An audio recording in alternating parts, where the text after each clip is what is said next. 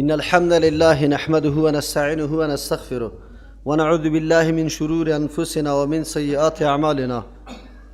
من يهده الله فلا مضل له ومن يضلل فلا هادي له، واشهد أن لا إله إلا الله وحده لا شريك له، واشهد أن محمدا عبده ورسوله. أما بعد، فأعوذ بالله من الشيطان الرجيم. بسم الله الرحمن الرحيم. ولما دخلوا على يوسف آوى إليه أخاه قال إني أنا أخوك فلا تبتئس بما كانوا يعملون. آیه 69 سوره یوسف. این حلقه دیگری از داستان یوسف علیه السلام است که یقینا کل داستان یوسف علیه السلام درس عظیم برای زندگی ما، برای تربیت ما، برای حوصله افزایی ما، برای دعوت توحید، برای از اینکه چی آدابی باید در روزگار زندگی در کار انداخته شود. پدر چه قسم انتظام اولاد خود بکنه و همچنان چه قسم میتونه زندگی را پیش ببره. حتی مسائل نظام دولت هم در اینجا ذکر شد که یک دولت کی پیشرفت میکنه؟ زمانی که بنیه اقتصادیش قوت پیدا بکنه، مردم اهل و امانتدار در رأس تمام وظایف گماشته شود. اگر این گپا موجود نباشه نظام دولت بر هم میخوره، چنانچه ما و شما با چشم سر مشاهده میکنیم که حالات در کجا رسیده. در این حلقه داستان یوسف علیه السلام هم درسای عظیم دیگری برای ما و شما است، چرا که برادرها به امرای بنیامین برادر تنی یوسف علیه السلام که به بسیار تاکیدات و قسم از پدر اجازهش گرفته وقت خود آورده. خوش بایستن که احسان و شرافتمندی یوسف علیه السلام برای برادرای یوسف علیه السلام واضح است و میفهمند که ما قطع غلی زیاد باز میگردیم، خصوصا که یوسف علیه السلام تاکید کرده بود برای آوردن برادر. از او خاطر این دفعه زیاد خوشحال هستند و همچنان سرمایه‌ای که یاد در عوض امو اسباب خود داده بود یوسف علیه السلام او را بازگردانیده بود. با کمال خوشحالی داخل می شدند. یعقوب علیه السلام هم همین موضوع را در نظر گرفته بود که بچه‌ها به این خوشحالی اگر به اینمی سیستم به این رونق داخل شود مورد حسد مردم قرار میگیره یا مورد نظر بد مردم قرار میگیره.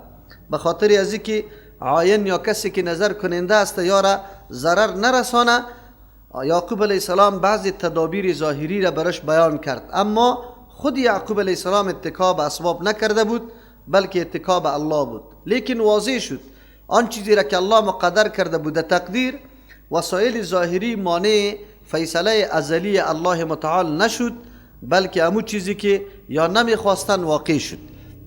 هدف از این بود که برادر از صحیح سالم پس به پدر تسلیم بکنه، اما برادر به پدر تسلیم نمیشه. حالات دیگری یا نقشه دیگری اینجا پیاده میشه. اینی نقشه که در اینمی حلقه داستان یوسف علیه السلام است، اگرچه پیش امو کل گپا هم به تعلیم الله متعال بود، در اینجا به طور خصوصی الله متعال میگه که ما بر یوسف علیه السلام تعلیم داده بودیم. وقتی که این گپ ما و شما گفتیم تمام سوالا حل میشه که چرا یوسف علیه السلام اینی حیله را جور کرد، چرا این کار کرد، چرا بیادر قط خود نگاه کرد، چرا دلی پدر رنجانید به خاطر که بچهش نرفت. پس این کلی او گپا و سوالای است که در ذهن ما و شما خطور میکنه، اما الله متعال را به یک کلمه کلش جواب میده. کذالک کدنا لیوسف، ما این تدابیر و این نقشه ها را برای یوسف علیه السلام تعلیم داده بودیم به خاطر که متضمن مصالح و احکام خیلی قوی بوده. اگرچه در ظاهر بر انسان بسیار ناگوار و دشوار معلوم میشه، اما الله متعال علیم است، میدانه رازها را، نه مخلوق. از همون خاطر سوالا کلش دفع میشه. انشاءالله اونجا بحث میکنیم. ولما دخلوا علی یوسف، برادرها امرای بنیامین برادری که پدر قطعی از سورم قطع خود گرفته، بسیار خوشوقت هستند، روان هستند، داخل شدن بالای یوسف علیه السلام. آوا الیه اخاه، یوسف علیه السلام در بین برادرها برادر جدیده که خود تقاضا کرده بود کی را بیاری، از این خاطر که قبلا هم در سفر گذشته برش گفته بود این را یک اعزاز خاص میده. از همون خاطر جای داد به سوی خود اخاه برادر تنی خوده. مراد عزیز مفسرین در اینجا بسیار نکته گپا را نوشته میکنه. کسی میگه که دسترخوان آورده شد و قابای نان مانده شد، هر کس گفت که دو نفر شوی. زمانی که او برادرات دو نفر شد، بنیامین تنها باقی ماند و اموجا بنیامین گریان کرد، چرا که نفر دوم قطش نبود که جوره میشد. باز یوسف علیه السلام او را دل صبری داده و دلاسا کرده و برش گفته که مرا به بیادری نمیگیری. باز او دیگه هم گریان کرده که تو آره برادر برای آدم کی پیدا میشه دیگه. باز بعد از او یوسف علیه السلام هم میگه خیلی گریان کرد، چرا که حالت در یادش میآید. این گپا را مفسرین نوشته کرده اما در روایات صحیح ثابت نیست. از امو خاطر قرآن کریمی واقعاتی که صرف مسئله عاطفی باشه یا را ذکر نمیکنه، بلکه مسائل مهم و نکته های خیلی دقیقشه که از او درس گرفته میشه او را ذکر میکنه. و یک تعداد میگه که اصلا اتاقا را تقسیم میکرد یوسف علیه السلام به دو نفر که دو نفر بعد یک اتاق بگیره. در آخر بنیامین باقی ماند که نفر دوم قطش نبود. منظور یوسف علیه السلام از تقسیمات دو نفر در یک اتاق هم امی بوده که بنیامین حتما تنها باقی میمانه. اگر من از اول بنیامین قط خود نگاه بکنم شاید یک نوع اشتباه و شک در قلب برادرایم پیدا شود که چطور است که ما 2-3 مرتبه معرفت حاصل کردیم به یک اندازه قدر و قیمت نداریم، اعزاز نمیشیم و ای به یک مرتبه قدر اعزاز میشه. از امو خاطر برای دفع تهمت و شبهه یوسف علیه السلام از راه دیگری کار گرفت که بنیامین بعد در اتاق یوسف علیه السلام زندگی بکنه، امرایش راز دل بکنه. مفسرین نوشته میکنه که کلی پروسه را یوسف علیه السلام برای بنیامین قصه کرد که ما برادریت هستم، کلی گپا را. از امو خاطر معامله که آینده رخ میده یا به یوسف علیه السلام قبلا به برادر خود خبر داده. علتش هم است که این برنامه را الله متعال همین قسم به یوسف علیه السلام تعلیم داده. پس همونجا بود که دو نفر در اتاق شد، بنیامین تنها ماند. یوسف علیه السلام گفت که تو باید امرای ما باشی دیگه. حالی به برادران هیچ سوال پیدا نمیشه که چرا بنیامین در اتاق امرای یوسف علیه السلام باشه، به خاطری که اتاقا 2 نفری بوده و تقسیمات شده بود و او تنها باقی مانده بود. به هر ترتیب از اینکه از آیت ظاهر معلوم میشه که آوا الیه میگه یعنی در یک اتاق خصوصی و جای خصوصی خود برای برادر خود جای داد. قال انی انا اخوک، زمانی که تنها شدن راز برش گفت که من برادرت هستم. فلا تبتئس بما کانوا یعملون. درس عظیم اینجاست که کدام درد و غمی که بنیامین دیده و پدر مشاهده کرده که حالت خیلی دشوار تیر میکنه، از امو خاطر عقده دل بنیامین خیلی قوی شده و حتی شاید به یوسف علیه السلام پیشنهاد میکرد که یار دیگه نمینجا جزا بده نمانشه. لیکن یوسف علیه السلام قبل از اینکه بنیامین چیزی را اظهار بکنه برش میگه فلا تبتئس، تو غمگین مشو بما کانوا یعملون، با او کاروایایی که مردم کرد، هم در حق ما، هم در حق پدر، هم در حق مادر، هم در حق تو. در مورد از یا غمگین نشو. چرا غمگین نشو؟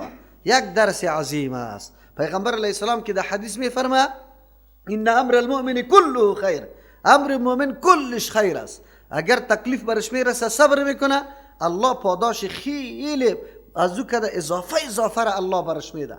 اگر الله برش نعمت و خوشحالی میده شکر میکشه. از امو خاطر حالت مومن، حالت زندگی مومن کلش خیر است. اما مومن کسی که عقیده به الله متعال داره، صفات الله را یقینا در قلب خود جا داده. از امو خاطر یک لحظه عمر ما و شما هدر و بیفایده نیست. شرط است که ایمان قوی باشه و همو تو نیت و اراده قوی آدم داشته باشه، یقینا که در حالت مشکلات صبر بکنه و در حالت خوشی نعوذ بالله تکبر نکنه، بلکه عاجزی و شکر نعمت الله را بکشه. یوسف علیه السلام چقدر درسی از کلی گپا از قلب بنیامین شست. چی گفت؟ غمگین مشو با آن چیزی که یا کرده. چرا؟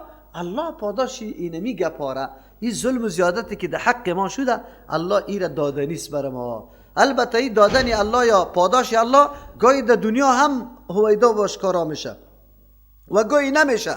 یک انسان مؤمن میبینی که تمام عمر در حالت سختی و تکلیف تیر میکنه، حتی یک روز خوشی را هم در زندگی و حیات خود مشاهده نمیکنه، اما بازم خوشوقت است به خاطری که انتظار پاداش عظیم آخرت داره.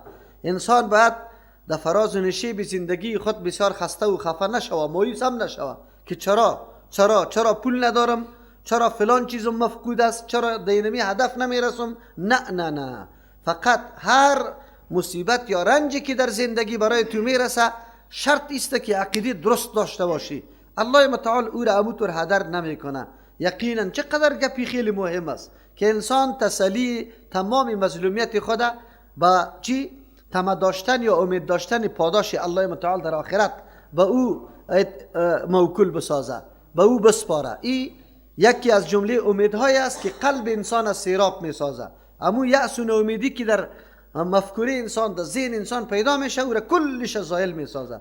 بزرگترین شکست برای یک انسان ناامیدی است. زمانی که تو ناامید میشی که والا خلاص، اینمی ناامیدی یکی از جمله تهدابای شکست انسان است. اما قرآن کریم همیشه بندگان خود الله متعال در قرآن کریم تربیه میده، یا را تعلیم میده، یا را پرورش میکنه توسط امید دادن، همت دادن. این همت دادن است.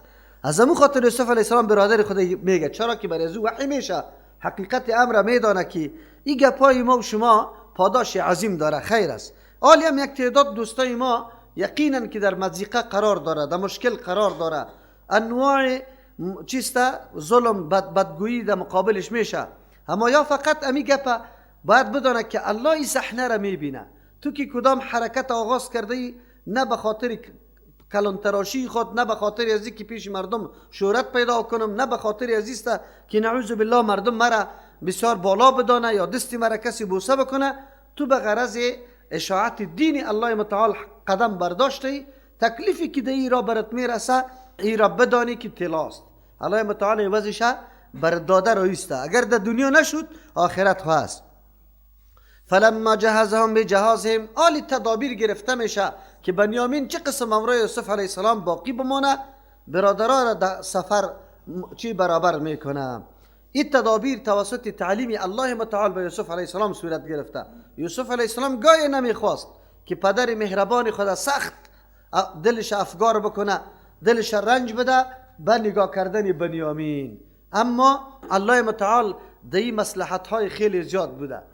حتی بعضی مفسرین نوشته میکنه امو محبت مفرط یا زیادی که یعقوب علیه السلام به یوسف علیه السلام داشت، الله متعال دیگه هم ای را امتحان کرد که خوب دور کرد شه که تو باش یعقوب علیه السلام در آخرین مرحله سختی خود چی میکنه، بازم به الله اتکاس امو صبر جمیل میکنه، یعنی که یک کمی گریبان پاره میکنه، گپای دیگر را میزنه. اما او در خاندان نبوت تربیه یافته یعقوب علیه السلام، اگر هر نوع سختی پیدا میشه، نه، او اتکا به الله داره. چی درس عظیم است.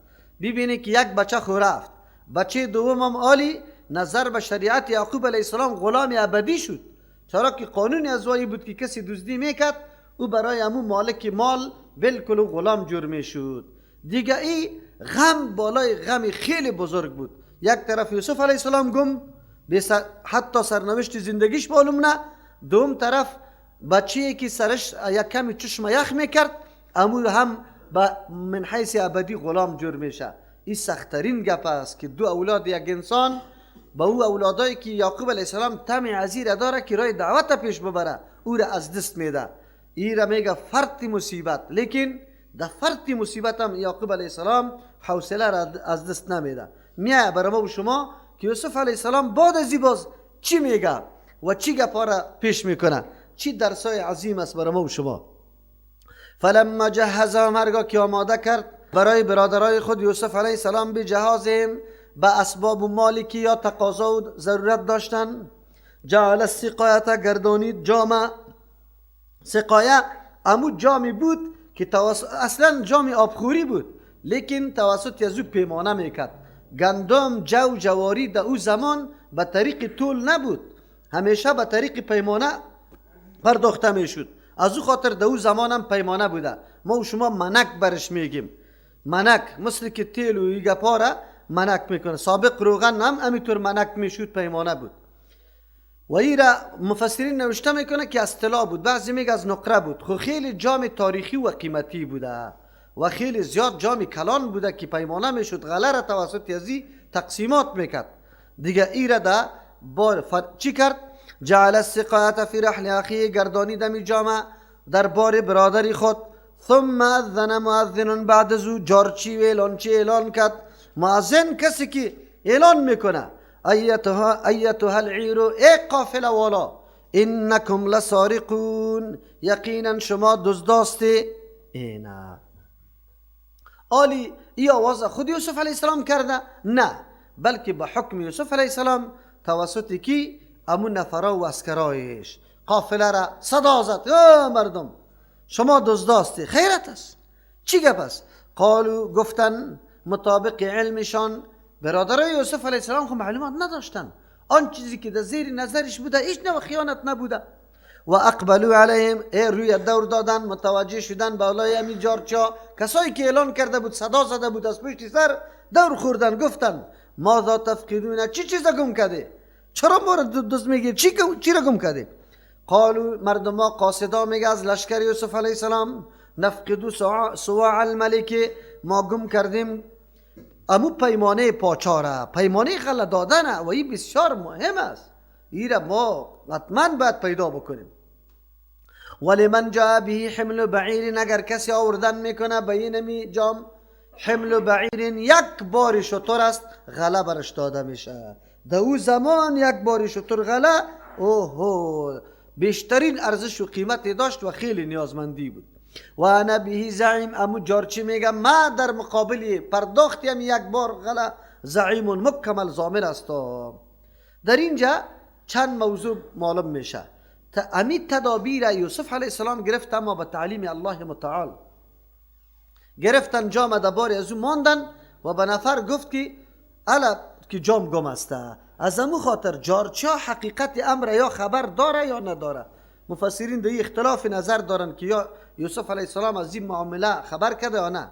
زیادترشان قائل به است که افراد یوسف علیه السلام خبر نبود، از امو خاطر انکم لسارقون. اما این گپ دیگر که ولی من جا به حمل بعیر، این را یوسف علیه السلام به جارچیا گفته بود که یه اعلان بکنه، به خاطر که حقیقت دزدی خو اینجا نیست.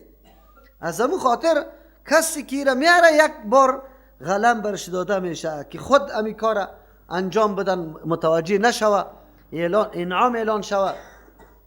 و بعضی علما نوشته کرده که ولی من جا به کسی که آوردن به خبری جام میکنه حمل بعیر، این جایزه در مقابل دزد نیست که دزد امو دزدی خود بیاره عوض بگیره، بلکه این جایزه برای کسی است که او خبری امی جام بیاره.